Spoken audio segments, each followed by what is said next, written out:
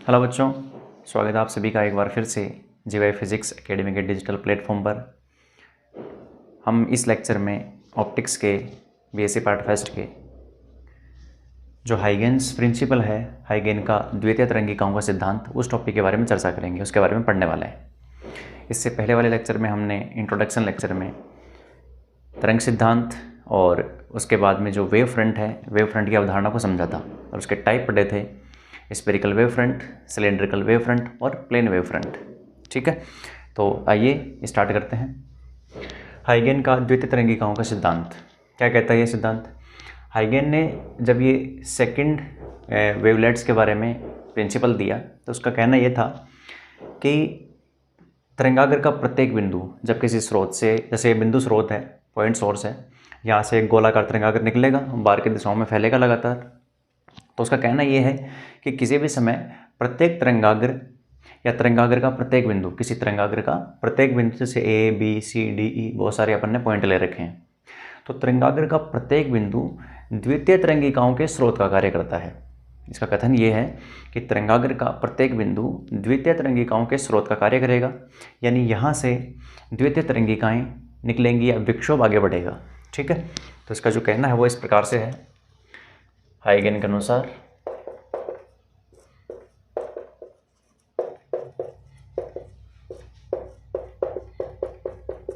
तरंगाग्र का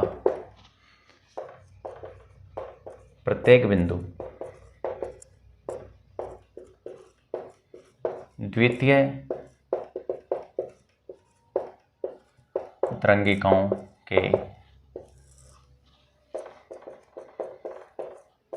स्रोत का कार्य करता है।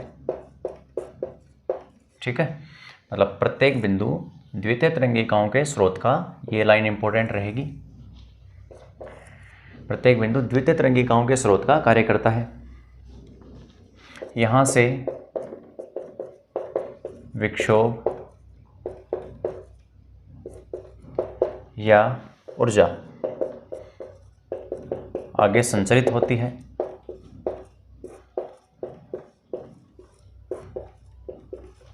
यहाँ से इस प्रत्येक बिंदु से द्वितीय तरंगिकाएं निकलेंगी और यदि ये तरंगाग्र गोलाकार है तो इस बिंदु से निकलने वाली तरंगिकाएं भी गोलीय रूप में आगे फैलेंगी। जैसे तरंगाग्र की प्रकृति है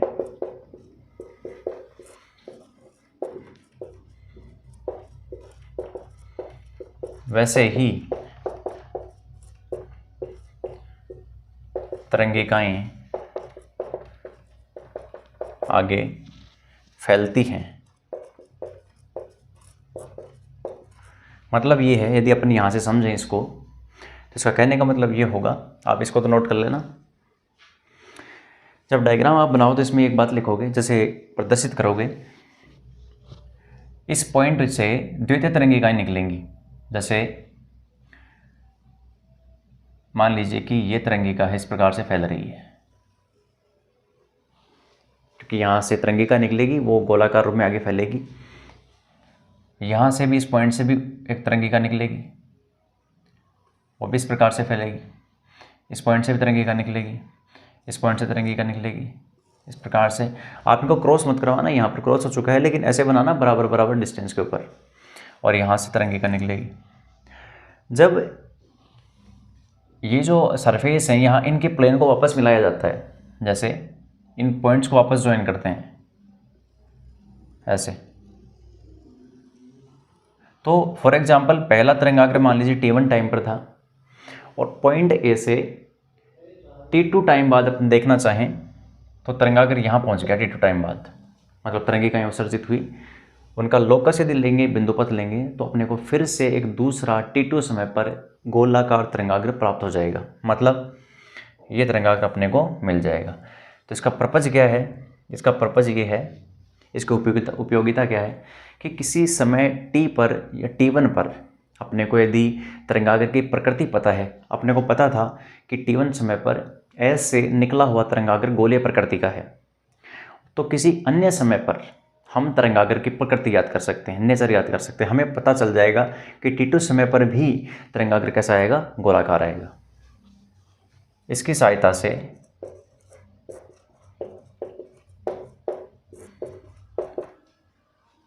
यदि किसी समय t पर तरंगाग्र की प्रकृति पता है तो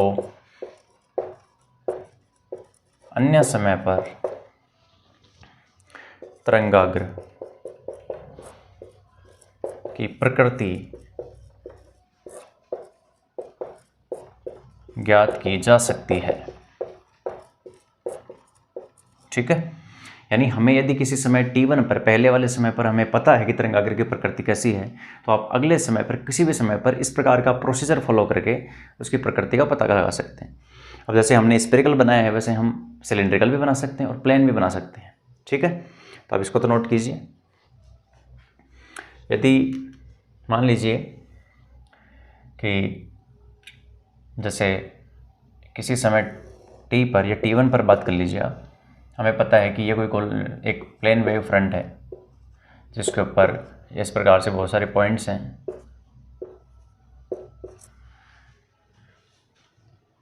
तो यहाँ से तरंगिकाएँ निकलेंगी, यहाँ से तरंगिकाएँ आगे बढ़ेंगी, और तरंगिकाएँ आगे बढ़ने का मतलब होगा, जैसे किसी समय t1 पर हमें पता है कि ये एक, क्योंकि ये है क्या, जैसे मान लो कि ये कोई समतल तरंगाग्र है, ये निकला था किसी बिंदु प्रकाश स्रोत की वजह से आया था। हमें पता है कि समतल तरंगाग्र या तो गोलीय की वजह से निकलेगा या फिर बेलनाकार की वजह से। तो यदि आप बेलनाकार बनाना चाहो तो मान लीजिए जैसे ये है,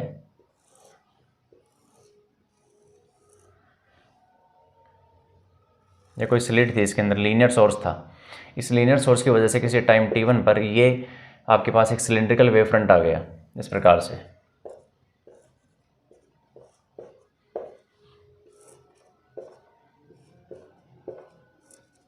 ठीक है, ये तो आपको पता है।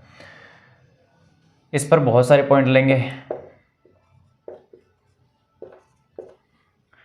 और जैसे यहाँ पर भी ले लिया a dash b dash c dash. अब यहाँ से द्वितीय तरंगिकाएँ निकलेंगी। अब द्वितीय तरंगिकाएँ कैसे फैलेंगी, ये भी इस प्रकार से फैलेंगी उसके तरंगाग्र के रूप में। तो यहाँ से मान लीजिए जैसे इस प्रकार से फैल रही हैं, तो इनका जो लोकस आप मिलाओगे किसी भी टाइम पर, वो भी क्योंकि चारों ओर हैं पॉइंट, तो लोकस आपको कैसा मिलेगा, सिलेंड्रिकल ही मिल जाएगा। तो ऐसी स्थिति इसमें होगी कि जैसे आपने यहाँ से मान लीजिए इस प्रकार से बनाया है, ये द्वितीय तरंगिकाएँ निकली इन पॉइंटों से, द्वितीय तरंगिकाएँ निकली। जब आप उनका लोकस ज्वाइन करेंगे तो फिर से क्या मिलेगा आपको, एक किसी अन्य समय पर क्या मिल जाएगा, ये फिर से एक वेव फ्रंट मिल गया जिसका नाम हो जाएगा a dash b dash c dash और d डैश। ये किसी समय t2 पर मिल जाएगा आपको। तो किसी समय t1 पर आपको तरंगाग्र की प्रकृति पता है कि समतल तरंगाग्र था, तो किसी अन्य समय पर फिर से आप एक प्लेन बनाओगे, वो प्लेन का मतलब प्लेन वेव फ्रंट। ठीक है, तो ऐसे पता कर सकते हैं। लेकिन इसमें एक समस्या क्या है, हाइगेन ने ये कथन तो दिया कि क्योंकि इसमें आगे भी तरंग चल रही है, तरंगिका चल रही है, पीछे भी चल रही है, और मान लो सोर्स इधर था, तो ये तो इस प्रकार से आगे बढ़ेगा प्रकाश। ठीक है, उसकी जो रे ऑफ लाइट की डायरेक्शन होगी, प्रकाश के संचरण की दिशा, वो लेफ्ट टू राइट हो जाएगी।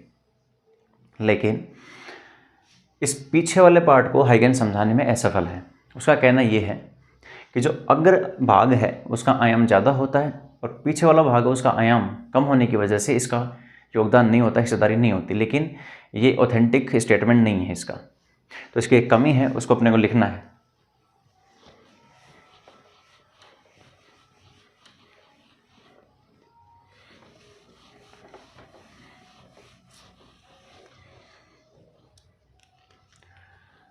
हाइगेन के सिद्धांत में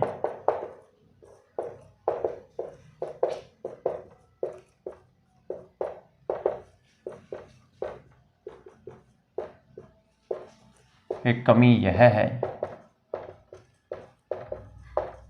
कि यह पश्च तरंग के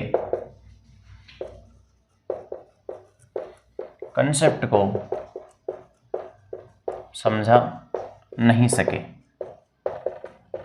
इनके अनुसार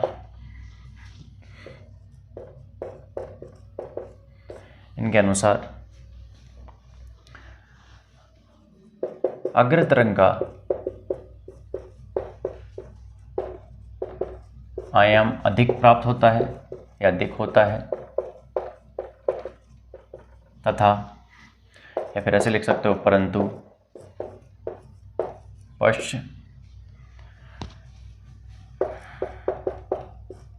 तरंग का आयाम कम होता है। ठीक है, कि इनका कहना है कि जो पश्च तरंग है उसका आयाम कम है, इस कारण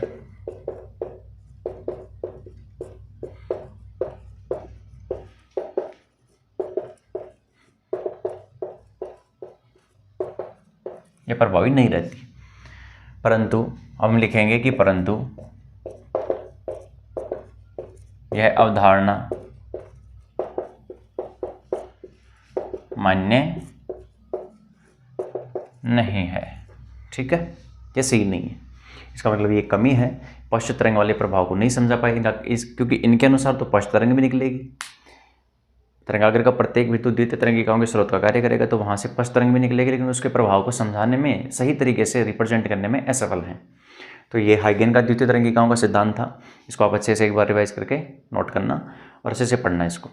ठीक है, इसके बाद में अब जो पॉइंट आता है, प्रिंसिपल आता है, अपना जो स्टेटमेंट आता है, एक टॉपिक है, कंसेप्ट है हाइगेन की थ्योरी के बाद में। अब टॉपिक है अपना इंटरफेरेंस, व्यतिकरण का सिद्धांत, थ्योरी ऑफ इंटरफेरेंस।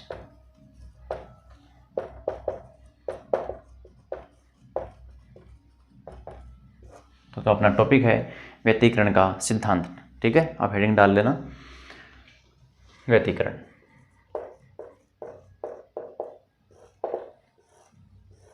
क्या है ये व्यतिकरण? व्यतिकरण का मतलब है कि यदि कोई दो कला संबंध स्रोत अवेलेबल हैं, S1 और S2, तो कोई दो कला संबंध स्रोत हैं। ठीक है, जैसे ये कला संबंध और दूसरा S2 है, आपस में एक कला संबंध है। कला संबंध स्रोत का मतलब ये होता है कि इन दोनों स्रोतों से जो तरंगें निकल रही हैं, उनके मध्य जो कलांतर है, फेज डिफरेंस, वो कलांतर समय के सापेक्ष नियत रहना चाहिए। कलांतर या तो शून्य हो, या फॉर एग्जांपल पाई का है तो फिर किसी भी समय पाई का ही रहना चाहिए, ऐसे नहीं है कि 2 पाई हो जाए। तो कलांतर समय के रेस्पेक्ट में यदि निश्चित है तो दोनों प्रकाश स्रोत कैसे कहलाते हैं? कला संबद्ध कहलाते हैं, कोहिरेंट सोर्स ऑफ लाइट। लेकिन यदि कलांतर समय के सापेक्ष बदलता रहे तब कहलाएंगे कला असंबद्ध स्रोत, यानी इनकोहिरेंट सोर्स ऑफ लाइट। तो हम यहाँ पर व्यतिकरण में जब यंग ने यह प्रयोग किया था, Young's double slit experiment, YDSE, Young's double slit experiment, Young का द्विस्लिट प्रयोग, तो उसमें उसने 2 स्रोत लिए थे, S1 और S2, और उसने एक ही स्रोत S से 2 बना लिए थे, S1 और S2, क्योंकि एक ही प्रकाश स्रोत से जब 2 स्रोत बना लिए जाएंगे किसी विधि के माध्यम से, तो वो कला संबद्ध स्रोत हो जाएंगे। जैसे उसने एक स्रोत लिया था S, और यहाँ इधर स्क्रीन है, पर्दा है, या कहें कि फोटोग्राफिक प्लेट है। यहाँ पर इस प्रकार की व्यवस्था है, एक स्लिट यहाँ पर है, दूसरी स्लिट यहाँ पर है। स्लिट का मतलब एक बीच में रास्ता है, तो ये S1 और दूसरा S2, क्योंकि यहाँ से तरंगाग्र निकलेगा। ठीक है,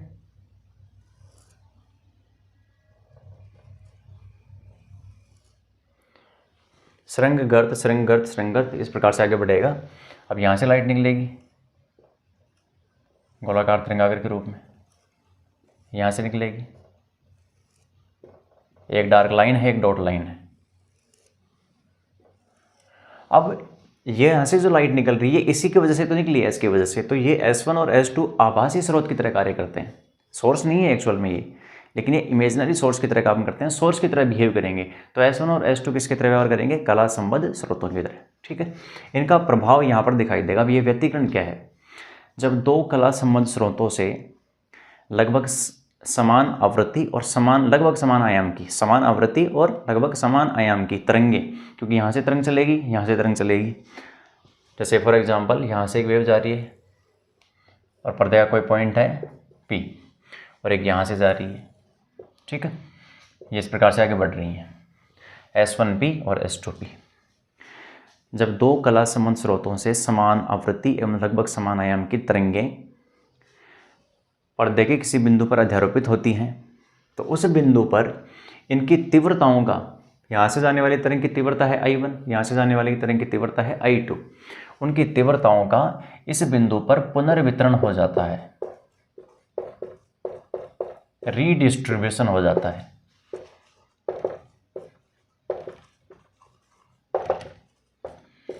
यानी तीव्रता पुनर्वितरित हो जाएगी। कैसे हो जाएगी? किन्हीं बिंदुओं पर तो तीव्रता उच्चतम प्राप्त होगी, अधिकतम तीव्रता चमकीला, और किन्हीं बिंदुओं पर तीव्रता न्यूनतम प्राप्त होगी, यानी डार्कनेस दिखाई देगी, या कहने का मतलब डिस्ट्रक्टिव इंटरफेरेंस बनेगा। तो तीव्रता का जो ये पुनर्वितरण है कि किन्हीं बिंदुओं पर तीव्रता उच्च हो रही है, किन्हीं बिंदुओं पर निम्न हो रही है, इस घटना को कहते हैं व्यतिकरण, इंटरफेरेंस। ठीक है। तो जिन बिंदुओं पर प्रकाश की तीव्रता अधिकतम होती है वो वाली स्थिति होती है जब तरंगें समान कला के अंदर पहुंचती हैं। ठीक है। तब तो आपको जो यहाँ पर जो पीक बनेगी या फिर जो कहें फ्रिंज बनेगी, फ्रिंज का मतलब जो प्रभाव बनेगा वो चमकीला होगा, ब्राइट होगा। ऐसी स्थिति को कहते हैं कंस्ट्रक्टिव इंटरफेरेंस। कंस्ट्रक्ट हो रहा है वहाँ पर, दोनों तरंगें कंस्ट्रक्ट होकर कुछ बढ़ा रही हैं वैल्यू को। ठीक है, एम्पलीट्यूड को बढ़ा रही हैं। एम्पलीट्यूड बढ़ेगा तो इंटेंसिटी बढ़ जाएगी। और कुछ बिंदुओं पर जैसे बहुत सारे पॉइंट होंगे, इस प्रकार से सेंटर भी होगा, ये केंद्रीय है। तो इन बिंदुओं पर कुछ बिंदु ऐसे होंगे जहाँ पर आयाम कम हो जाएगा, दोनों का आयाम इस प्रकार से व्यवहार करेगा कि परिणामी आयाम कम हो जाएगा। परिणामी आयाम कम होगा तो तीव्रता कम हो जाएगी, उसको कहते हैं डिस्ट्रक्टिव इंटरफेरेंस। जब कला विपरीत होती है तो ऐसी स्थिति में आपका डिस्ट्रक्टिव यानी विनाशी व्यतिकरण मिलता है। संपोषी और विनाशी व्यतिकरण आपने 12th क्लास के अंदर भी पढ़ रखा होगा। ये संपोषी का मतलब जब एक तरंग का सरंग दूसरे के सरंग से या गर्त से मिलता है। ठीक है, तो ऐसे स्थिति में आपका कंस्ट्रक्टिव इंटरफेरेंस बनता है। दूसरी स्थिति है जिसके अंदर सरंग गर्त से या गर्त सरंग से मिलता है, तो ऐसी स्थिति में विनाशी व्यतिकरण मिलता है। मतलब इस प्रकार की स्थिति होती है, यहाँ पर है ये इस प्रकार का पैटर्न मिलता है। तो ये है मैक्सिमा, इसको कहते हैं संपोषी व्यतिकरण। ये है मिनिमा, इसको कहते हैं विनाशी व्यतिकरण। संपोषी विनाशी, संपोषी व्यतिकरण, विनाशी व्यतिकरण, संपोषी विनाशी। तो ये बहुत सारे पॉइंट्स ऐसे मिलते हैं जहाँ तीव्रता फिर से पुनर्वितरित हो जाती है, यानी I1 और I2 का रिजल्टेंट I के रूप में प्राप्त होता है। इसको कहते हैं प्रकाश का व्यतिकरण। ठीक है।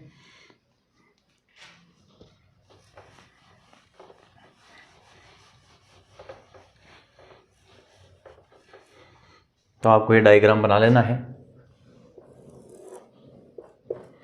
यह डायग्राम आपको नोट करना है। फिर इसमें आपको डेफिनेशन लिखनी है। जब दो कला संबद्ध प्रकाश स्रोतों से समान आवृत्ति एवं लगभग समान आयाम की तरंगें उत्सर्जित होकर पर्दे के किसी बिंदु पर अध्यारोपित होती हैं, तो उस बिंदु पर दोनों स्रोतों की तीव्रताओं का पुनर्वितरण हो जाता है। प्रकाश की इस घटना को व्यतिकरण कहते हैं। जिन बिंदुओं पर तीव्रता अधिक प्राप्त होती है, अधिकतम प्राप्त होती है, उसे संपोषी व्यतिकरण की स्थिति कहते हैं। जिन बिंदुओं पर तीव्रता न्यूनतम या कम प्राप्त होती है उसे विनाशी व्यतिकरण की स्थिति कहते हैं। ठीक है, यहाँ तक आप नोट करेंगे। मेरे स्टेटमेंट को आप वीडियो को पॉज करके बैक करके नोट कर लेना।